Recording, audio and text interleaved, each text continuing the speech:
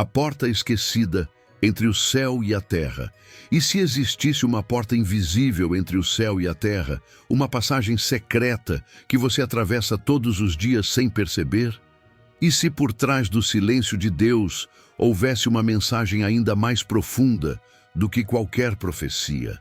Ao longo deste vídeo, vamos mergulhar em mistérios bíblicos, revelar o poder oculto do número 7 na Bíblia, desvendar a presença de anjos que não se movem, explorar o vazio que antecede a vida após a morte e compreender por que até os profetas da Bíblia viram seus mapas mentais desmoronarem.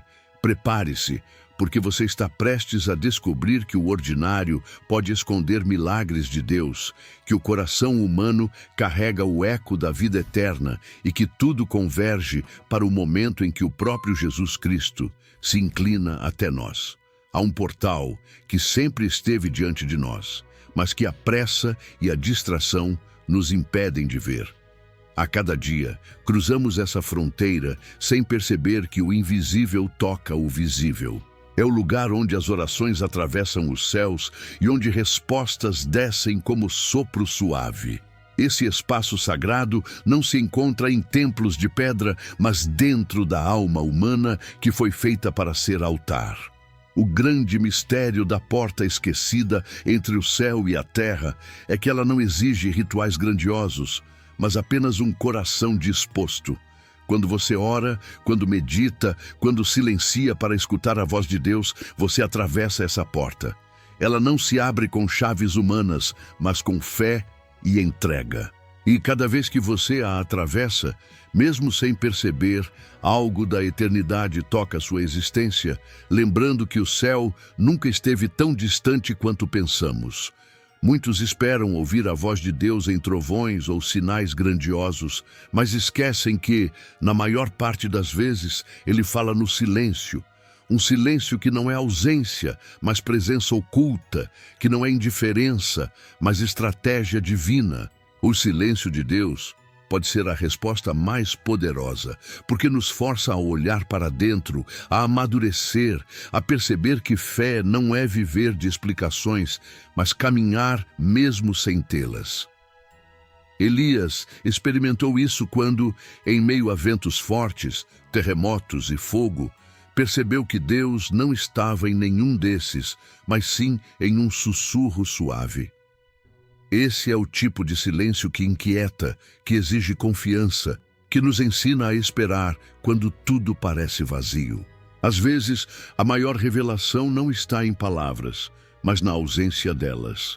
É nesse vazio que descobrimos um Deus que se esconde para ser buscado e que se cala para que aprendamos a ouvir de forma mais profunda. Todo chamado carrega consigo uma sombra. Quando alguém descobre seu propósito espiritual, não encontra apenas luz, mas também resistências, medos e questionamentos. Foi assim com Moisés, que alegou não ter voz para falar, com Jeremias, que se via como apenas uma criança, e até com Paulo, que carregava as marcas de seu passado. O chamado é glorioso, mas a sombra que o acompanha nos lembra de que toda vocação exige renúncia. Muitos acreditam que um chamado divino elimina as fraquezas humanas, mas, na verdade, ele as expõe. A sombra que caminha ao lado do chamado serve para nos lembrar que a força não está em nós, mas naquele que nos envia. Sem essa sombra, correríamos o risco de acreditar que somos suficientes sozinhos. É no contraste entre a luz do propósito e a escuridão das nossas limitações que surge a verdadeira grandeza de Deus em nós. Entre os sinais que atravessam a história, existe um que desafia a lógica, o número 7 na Bíblia. Ele aparece na criação, nos ciclos, nos pactos, como se fosse uma senha do tempo. 7 dias da criação, 7 trombetas, 7 igrejas, 7 selos. O número não é apenas simbólico, mas uma chave que aponta para a completude divina. Representa a perfeição e o descanso de Deus, lembrando-nos de que tudo está sob seu controle. Quando o povo hebreu marchou 7 vezes em torno de Jericó, não foi por acaso, mas porque ali se manifestava a ordem divina. O 7 é como uma marca gravada no tecido da realidade, mostrando que o tempo não é apenas cronologia, mas também profecia. Ele nos lembra que cada ciclo tem um fim, cada luta tem seu tempo determinado e que nada escapa ao relógio do Criador. Mas nem tudo foi escrito. Há lacunas nas Escrituras que funcionam como convites para a imaginação espiritual. São os versos não registrados, as histórias não contadas, os silêncios que escondem segredos. É nesse espaço que surge a reflexão sobre a liberdade humana e o mistério da vida após a morte. O que acontece quando o corpo se desfaz? Onde repousa a alma enquanto aguarda o encontro com a eternidade? Essas perguntas ecoam em cada ser humano e revelam que fomos feitos para algo maior. Deus nos permite escrever parte da própria narrativa, e isso é assustador e glorioso ao mesmo tempo. Somos coautores de um poema invisível, feito de escolhas, quedas, esperas e recomeços. As lacunas são como páginas em branco que o Criador nos entrega, não para que inventemos qualquer história, mas para que, em liberdade, possamos viver de modo a escrever um testemunho que honre aquele que nos deu a vida. Entre os relatos de anjos, há momentos em que eles não se movem, como o anjo que bloqueou o caminho de Balaão ou o que permaneceu imóvel diante do túmulo vazio. Esse detalhe nos ensina que, às vezes, o céu age justamente quando parece não agir. O anjo imóvel é a barreira invisível que impede nossa queda. É a muralha silenciosa que sustenta o invisível. Ele revela que a paciência de Deus não se expressa apenas no movimento, mas também na espera.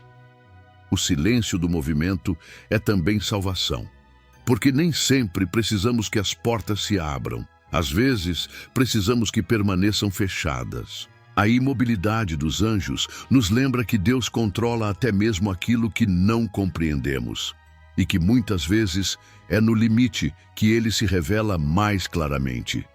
Os profetas da Bíblia conheceram não apenas revelações, mas também o colapso interior de suas certezas. Jonas acreditava que justiça era destruição, até que viu a misericórdia desconstruir seu mapa mental.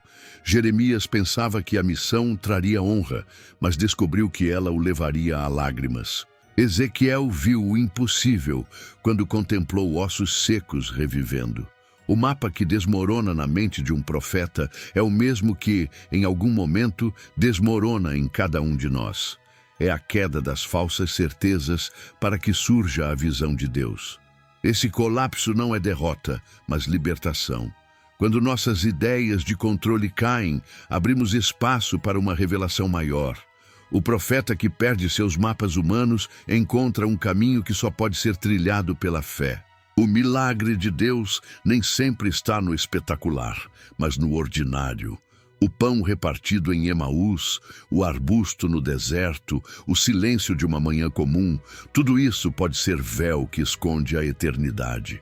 A vida inteira pode ser altar quando aprendemos a enxergar o divino no cotidiano. O véu do ordinário não esconde para sempre. Ele revela lentamente, convidando-nos a perceber que o milagre não é exceção, mas parte do próprio viver. Reconhecer isso é mudar a forma de viver. É ver no gesto simples de generosidade, na paciência, no sofrimento, no sorriso inesperado, a presença do Deus que age sem alarde. Quem aprende a ver o extraordinário no ordinário nunca mais será o mesmo, porque descobre que a eternidade não está distante, mas presente em cada detalhe da vida. E há também o som que não se cala, o eco da eternidade. É o sussurro suave que Elias ouviu. É a inquietação que sentimos diante da beleza ou da morte. É o vazio que nada terreno consegue preencher. Esse eco nos lembra de que fomos feitos para a vida eterna. Ele é o chamado mais íntimo e persistente que existe, lembrando-nos de que o tempo não é prisão, mas caminho para algo maior. Esse eco é uma promessa gravada na alma, sinal de que nada do que vivemos é em vão. Cada dor, cada vitória, cada silêncio carrega dentro de si uma centelha de eternidade. Quando paramos para ouvir esse eco, percebemos que a vida não termina no pó, mas se prolonga para além do que os olhos podem ver. O último eco da eternidade é a garantia de que há mais, sempre mais, aguardando-nos do outro lado do véu. No fim, tudo converge para o mistério maior, quando o infinito se inclina. O Criador que sopra a vida no barro, que caminha no jardim, que se faz carne, que habita entre nós. O infinito se dobra até o finito, e nesse gesto revela que não há dor ignorada, nem lágrima desperdiçada. O amor de Jesus Cristo é a revelação final. Não precisamos subir ao inalcançável, porque o próprio Eterno desceu até nós. Esse gesto muda tudo, porque significa que não estamos sozinhos, que nossas lutas não são invisíveis, que cada detalhe da vida importa ao olhar de Deus. Quando o infinito se inclina, a eternidade toca o tempo e nada permanece como antes. Essa é a verdade que sustenta todas as outras. Fomos alcançados pelo Eterno e é nesse encontro que encontramos sentido, esperança e destino.